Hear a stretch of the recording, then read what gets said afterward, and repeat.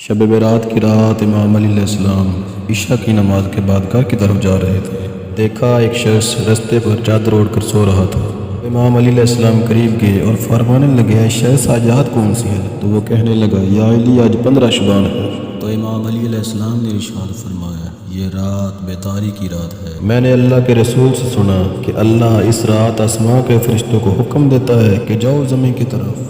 حضرت میکائیل علیہ السلام اور حضرت اسرائیل علیہ السلام ہر گھر میں آتے ہیں، کیونکہ اللہ کا حکم ہوتا ہے کہ اس رات اگر کوئی میرا بندہ اپنے گناہوں کے لیے پچھتائے اور مجھ سے آنے والے وقت میں اچھے اعمال کا وعدہ کرے تو اے میکائیل اس کی تقدیر میں ترامیم کر کے آنے والے سال میں زیادہ سے زیادہ رزق اور فراوانی لکھنا۔ اور اللہ کا اسرائیل کے لیے حکم ہوتا ہے کہ اے اسرائیل ہر گھر جا کے دے، آنے والے سال میں جس گھر میں جو مرنے والا ہے اسے بتا کہ بیدار ہو کے اپنے اللہ کی عبادت کر، کیونکہ اس کی زندگی میں اب اتنی سانسیں باقی نہیں۔ اگر کوئی میرا بندہ اس رات اپنی زندگی میں میری عبادت کے لیے مجھ سے مہلت مانگے تو اس کی زندگی میں فراوانی لکھنا، اور اگر وہ آنے والی زندگی میں مصیبتوں اور بیماریوں سے نجات مانگے تو اس کی آنے والی زندگی سے ہر مصیبت کو ختم کر دینا۔ اے شخص، اس رات تمہارے پروردگار کا حکم ہوتا ہے کہ اے فرشتوں جاؤ ہر گھر میں نگاہ ڈالو، آج کی رات کسی بھی انسان کی کوئی بھی دعا رد نہ ہونے پائے۔